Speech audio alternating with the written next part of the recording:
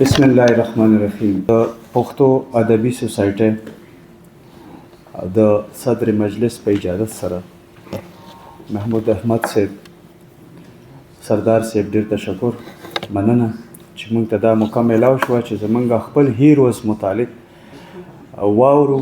د عبدالله جان صاحب ښایسته تحقیقاتي خبرې واورو، پوه کړو ځان. او داسې د ډاکټر عشرت صاحب چې د هغه په صحافت باندې په هر یو د اجمل خټک صاحب خدای بخلي د ژوند په هر یو اړخ باندې ډېر ښکلی نظر واچو. ورسره که د خورشید صاحب یو ډېر ښایسته اواز کې د هغه دردناکې خبرې یا نظم واورېده. تاسو د پښتو ادبي سوسایټۍ دا ډېره یو غټه خبره ده چې تاسو زموږ دا هیروز ژوندي پاتې کړي دي. او ورسره چې کله ما یو ملګری دی، هغه شعیب یوسفزی نوم یې دی، کله ما نه روک شي دې ټیم کې په محفل کې موجود دی، نو چې هغه موجود په محفل کې، نو ځکه داسې یو ترخ ته لاړ شم، نو زه ځکه خبرې هغه کوي. زموږ استاد هم دی، په سبقیان هم یو سبق هم ویلی دی، په ډي ایس ایف کې هم رالړه چولی دی، او دلته په پښتون کلچر اسوسییشن کې هم رالړه پوخ کړی. خو دغه استادان دی زمونږ، او دغه زمونږ دوستان هم دي. او زه په تیره به دا ووایم چې زه ډېر تاسو سره دا ټایم نه ضایع کوم، ځکه علمي خبرې ډېرې مزیدارې روانې دي. اجمل خټک صاحب که د صحافت خبره مونږ وکړو نو انجام او عدل خوش او خوشاباز خبره ونه شوه، د رهبر ونه شوه. نو دا ډېرې خبرې دي چې په هغې کې مونږ د پښتون خبره چې مونږ پکې بیا کوو. اجمل خټک بابا سره زما تفصیلي یو محفل د کوټې زموږ ملګری داتې ناست دی په ساینس کالج کې، زما او د هغه یو ډېر ښایسته محفل شوی. او مونږ زه د باخبر اخبار په هغه ټیم کې چیف ریپورټر وم، او د لشکر اخبار چیف ریپورټر وم، ورسره د اے آر واي نیوز چې دی د بلوچستان بیرو چیف زوم، هلته ړومبنی بیرو چیف زوم په بلوچستان.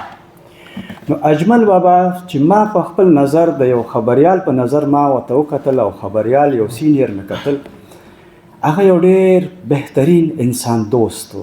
انسان دوست که مونږ تشریحات کوو نو هغه مونږ که هغې تعریف کوو او هغې تفصیل ته ځو نو ډېره غټه خبره ده. خو ما هغه محصلینو سره سټوډنټ سره په ساینس کالج کې چې د هغه مینه، د هغه شفقت او د هغه یو فرینډلی ډسکشن چې هغه ما د هغه ولیدو، نو هغه واقعي یو انسان دوست او دا هیروز. او دا داسې نه ده.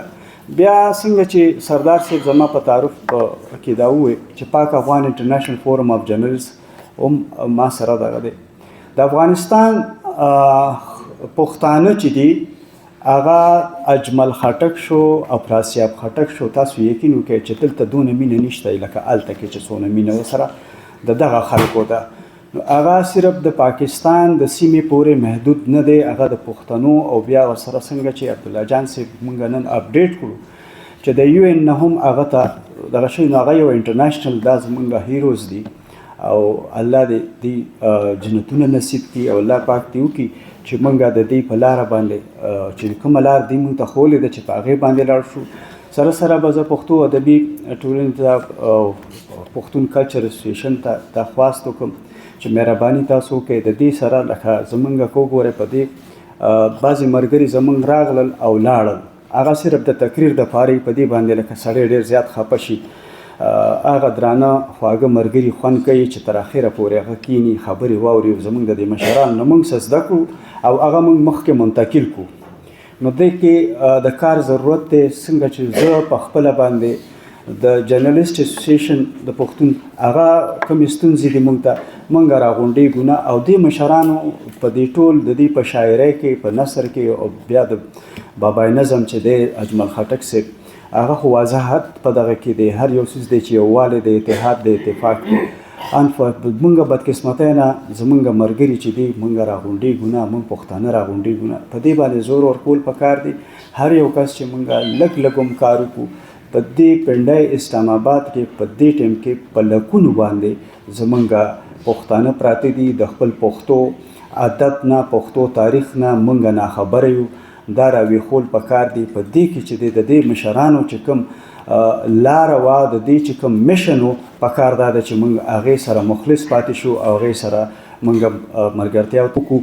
زه پښتو ادبي ټولنې ته دغه کوم د خپل د پریس کلب د طرف نه، د پښتون جرنلست اسوسییشن د طرف نه او د پاک افغان انټرنیشنل فورم چې موږ په هر دغه کې موږ تاسو سره مرسته به هم کوو. موږ به چې دا تحریک تاسو کوم زموږ هیروز تاسو هغوی باندې خبره کوئ، موږ پرې پوهوئ، زموږ کشران پرې پوهوئ، موږ به مشکور هم یو، تعاون به هم کوو، سره ملاتړ یو. ډېره ډېره مننه. ډېره زیاته مننه قمر یوسفزي صاحب.